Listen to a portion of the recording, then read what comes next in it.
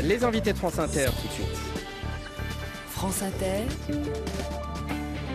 le 7-9 de Bruno Duvic. Jean-Claude Mailly, Bernard Thibault, secrétaire généraux de Force ouvrière et de la CGT sont ce matin les invités de France Inter. Bonjour messieurs. Bonjour. Vous allez défiler ensemble aujourd'hui contre l'accord sur la sécurisation de l'emploi, ce qui est très rare. Et vous voilà réunis ce matin pour une interview, ce qui est très rare également. Merci beaucoup. Pourquoi cet affichage en commun pour deux syndicats qui, au plan national, font généralement banderole impar? Bernard Thibault.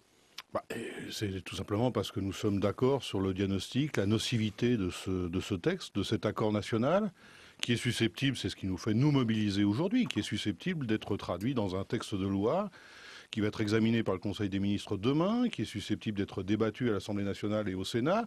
Et dès lors qu'on touche à des aspects fondamentaux du droit social, du code du travail, des procédures de licenciement, sur tout un tas d'aspects qui sont fondamentaux de la législation sociale, vous l'avez relevé ou d'autres observateurs l'ont relevé, pour autant que nos organisations n'aient pas l'habitude de manifester ensemble, dès lors que nous considérons les uns et les autres que l'enjeu est beaucoup plus important que toutes les différences qu'on peut avoir sur un certain nombre de sujets, il était nécessaire de réunir nos forces, et moi je m'en félicite. C'est le code du travail qui est en danger, Jean-Claude Mailly, selon vous? C'est un des éléments, mais pour répondre aussi à la question que vous posiez, à partir du moment où ce que nous avons aujourd'hui, sur un point, et là en l'occurrence c'est le fameux accord qui doit être transposé en loi, on a une analyse très proche et qu'on est en désaccord, on n'a pas signé ni la CGT ni Force ouvrière.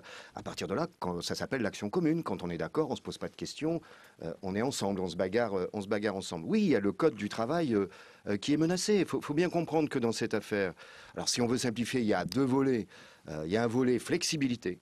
Et d'une certaine manière, les employeurs obtiennent ce qu'ils réclament depuis très longtemps en matière de procédures de plans sociaux. Vous savez, le raccourcissement des délais, par exemple, Aulnay, si la loi était applicable, et si l'accord était applicable aujourd'hui, Aulnay serait déjà fermé. C'est ça que ça signifie. Les délais vont être très, très compactés. Pour contester les plans sociaux.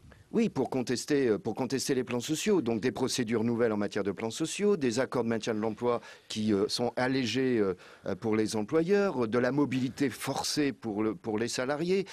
Donc ça fait des points lourds et des points présentés comme de la sécurisation de l'emploi qui sont aléatoires. Donc pas garantis pour les salariés.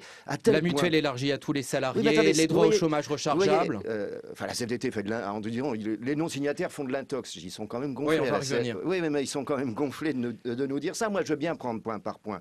Non seulement l'accord est dangereux, parce qu'il fait la part belle à la flexibilité, c'est pas la réponse quand on a une question comme aujourd'hui de chômage. Mais non seulement il est dangereux, mais en plus il est mal écrit, tel point que le texte est déjà obligé d'être rectifié parce qu'il n'est pas conforme au Code du travail et à certaines conventions internationales. Donc c'est dangereux et mal écrit. Alors on va rentrer dans le détail. Juste, FO et la CGT main dans la main, je reste sur cette photo. Ça veut dire qu'il va y avoir des centaines de milliers de personnes dans la rue. Vous attendez combien de personnes aujourd'hui? Pourquoi pas? J'espère. C'est une première. On est sur un processus. Ce texte centaines de milliers de personnes, vous reprenez. J'espère qu'il y aura plusieurs centaines de milliers de personnes. Maintenant, il est toujours qu'en difficile même temps, de faire des pronostics exacts. Nous verrons bien. Le cortège parisien, il n'est pas très long. Ça va de Châtelet à Assemblée nationale. Pour ceux qui connaissent Paris, on ne loge pas tout Paris entre Châtelet et Assemblée. Oui, enfin, tout Paris, il nous est aussi arrivé à l'improviste de devoir décomposer un cortège en plusieurs parcours, vu l'affluence. Donc on saura improviser. Si on est débordé par la participation, ne vous inquiétez pas, on prendra les dispositions adéquates. J'espère qu'il y aura beaucoup de monde dans les 174 manifestations qui sont programmées aujourd'hui. Dans le détail, Jean-Claude Mailly a commencé à évoquer ce texte. Est-ce que ce que vous demandez aujourd'hui en manifestant, c'est un rejet global du texte, on le met à la poubelle, ou est-ce que vous demandez à ce qu'il soit amendé sur certains points, que certains aspects en soient retirés, d'autres améliorés? Que demandez-vous concrètement? Nous contestons tous les paragraphes qui, au nom de l'emploi, accroissent la précarité des salariés. Et ces paragraphes sont nombreux. Les accords compétitivité-emploi, ça a été évoqué, ça fait des années que le patronat souhaitait voir reconnaître ce type de contrat. Autrement dit, un accord d'entreprise peut vous contraindre à une diminution de vos salaires, à une augmentation du temps de travail, pour peu que l'entreprise affirme être dans des difficultés conjoncturelles, encore une notion suffisamment vague. Combien d'employeurs aujourd'hui sont susceptibles de nous présenter une situation conjoncturellement difficile du fait de la crise? à ce motif-là, on pourra vous imposer une baisse de votre rémunération, une augmentation de votre temps de travail, peut-être les deux en même temps. Ça a été le type de négociation chez Renault récemment. Donc, est-ce que la loi va légitimer ce comportement en sachant, révolution très importante, que les dispositions de votre contrat de travail ne pourront plus être exigibles à l'employeur. S'il obtient une majorité de salariés d'accord pour vous imposer une diminution de votre salaire, vous ne pourrez pas refuser. C'est une révolution fondamentale du droit social. Donc toutes ces dispositions-là, comme celles concernant la mobilité, la loi va augmenter la capacité des employeurs à vous imposer de prendre un poste à un autre endroit que celui dans lequel vous travaillez, et peut-être à l'autre bout du pays. Et là aussi, au stade actuel, si vous refusez, ce serait une démission de fait. C'est un changement fondamental du droit social. Alors, Jean-Claude Mailly, vous y faisiez allusion sur le site internet de la CFDT ces derniers jours. On trouvait ces quelques lignes adressées à ceux qui seraient défavorables à cet accord. Vous êtes victime d'une vaste opération d'intox visant à faire croire qu'il suffit de s'opposer et de ne rien négocier pour faire progresser vos droits. De fait, il n'y a pas du positif à retenir de ce texte? Non, attendez, l'intox, moi je veux bien, on peut prendre point par point et on va retourner l'affaire. Vous savez, quand on en La est... question, c'est aussi sur la position maximaliste. Oui, mais quand on en est à ce type d'argument, c'est qu'on n'a plus grand-chose à dire. Franchement, bon, donc je mets ça de côté. Il y a une logique dans cet accord. La logique, c'est plus de flexibilité et des droits aléatoires. D'accord, ça on a compris, mais oui, sur les la points logique de positifs, il y en a, vous le reconnaissez? On l'accepte pas, la logique de flexibilité. Ah bah la complémentaire santé, je dirais, c'est pas grâce à l'accord, c'est grâce à l'avant-projet de loi. Ils ont déjà dû, dans l'avant-projet de loi, modifier. Il y a d'autres choses qui vont être modifiées. Vous savez, la responsabilité des députés et des sénateurs, c'est aussi de s'assurer que le texte qu'ils votent est conforme aux engagements internationaux de la France, tant au niveau européen qu'au niveau international. Or là, dans l'accord, il y a des textes contraires aux engagements internationaux de la France. Je veux dire, ceux qui ont signé ne connaissent pas les conventions internationales. C'est quand même un problème. Donc là, votre position à tous les deux ce matin, puisque donc ce texte sera demain au Conseil des ministres, puis après au Parlement, où voilà, il peut se passer beaucoup de choses au Parlement. Ce que je retiens, tous les paragraphes qui impliquent une logique de flexibilité, vous n'en voulez pas, ça fait beaucoup. C'est une refonte quasi totale de ce texte que vous demandez. Bah évidemment, mais on est opposé. Les négociations très laborieuses avec le patronat... Et ça ne sera pas le cas au Parlement, c'est pour ça que je vous pose cette question, puisque François Hollande dit d'ores et déjà, nous voulons une application en mai. Mais oui, d'accord, mais enfin, ce ne sera pas la première fois qu'un président de la République souhaite quelque chose, et puis que c'est peut-être démenti par la vie. Si les salariés sont mobilisés comme nous souhaitons pour dire non, on n'attend pas une loi qui nous précarise davantage.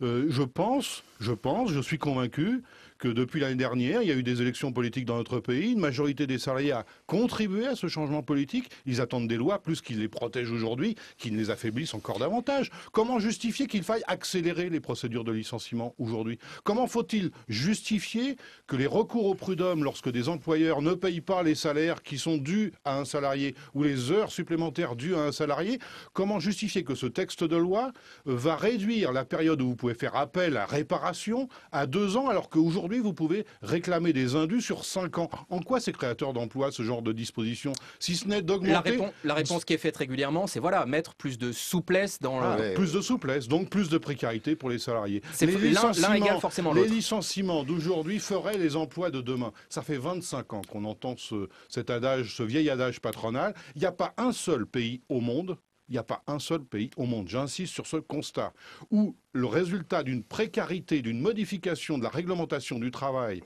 une plus grande précarité du travail a créé de l'emploi dans un pays. Il n'y a aucun exemple au monde. Le Front de gauche à l'Assemblée est très opposé également à ce texte. Une partie du Parti socialiste viendra saluer les manifestants, l'aile gauche du PS. Ça vous donne de l'espoir de voir vos revendications entendues à l'Assemblée? Écoutez, moi j'ai vu aussi dans un journal ce week-end que 100 députés de la majorité ont mis un texte en gros de soutien. Ça veut dire que, y compris dans la majorité, les 100 ne sont pas majoritaires parce qu'ils sont plus que ça dans la majorité. C'est un petit sourire quand même. Donc ça veut dire c'est une manifestation syndicale cet après-midi. Comme souvent il peut y avoir sur le côté ou venir saluer, ça c'est autre chose. Mais il y a effectivement débat et c'est logique qu'il y ait débat. Vous savez, quand on dit que c'est la flexibilité, y compris le ministre du Travail, ça va permettre de créer de l'emploi. Non, c'est pas ça. Dans une situation comme aujourd'hui, où on est en croissance zéro, où le chômage augmente fortement, où il y a des entreprises qui ont des difficultés, ça on le nie pas. L'urgence, ça n'est pas là-dessus. L'urgence, c'est par exemple d'activer fortement, quand c'est nécessaire, les dispositifs de chômage partiel. Sauf que ça suppose que l'État mette de l'argent. Et comme il fait les fonds de tiroir partout, il n'en met pas. C'est pas en disant laissez-nous licencier, comme ça on embauchera. Ça ne marche pas comme ça. Hein, c'est une évidence. Il y a une marge de négociation, selon vous? La marge, c'est aux élus de la République de se la créer eux-mêmes. Nous avons négocié. Il y a le résultat d'une négociation. J'insiste au passage. Vous avez vraiment négocié? Ben évidemment, on a les uns et les autres défendu notre bout de gras. Et puis il y a le constat, il y a un texte à la fin des négociations. Certains considèrent que le texte est équilibré, voire même abusivement, et je reviens sur ce point, représente des acquis. Il y aurait des avancées pour les salariés. Je voudrais faire remarquer que tous les paragraphes qui sont énoncés comme étant des avancées susceptibles d'intéresser les salariés, renvoient à des discussions ultérieures. La caractéristique de ce texte, c'est pour tout ce qui est flexibilité, c'est maintenant, immédiatement, en termes de précarité et de souplesse pour les employeurs.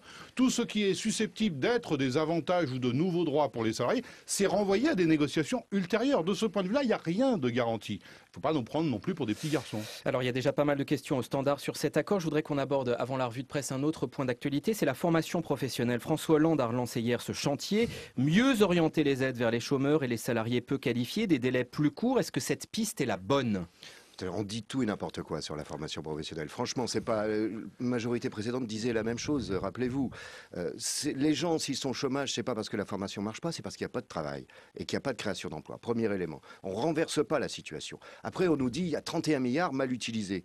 Je rappelle que la gestion, sous-entendu, c'est la gestion par les syndicats et le patronat. Parce que, bon, oui, parce que vous en êtes en partie responsable de cette gestion. Oui, mais la gestion paritaire, ce qu'on appelle dans les fonds paritaires, c'est 6 milliards sur les 31. Hein, qu'on se comprenne bien. Après, quand on entend le président, y compris, dire « Attendez, c'est pas normal, il n'y a pas assez de demandeurs d'emploi qui accèdent à la formation. » Un cadre, par exemple, a 3 fois plus de chances qu'un ouvrier non qualifié d'y accéder. Oui, mais les demandeurs d'emploi, qui est responsable de la formation des demandeurs d'emploi? C'est l'État.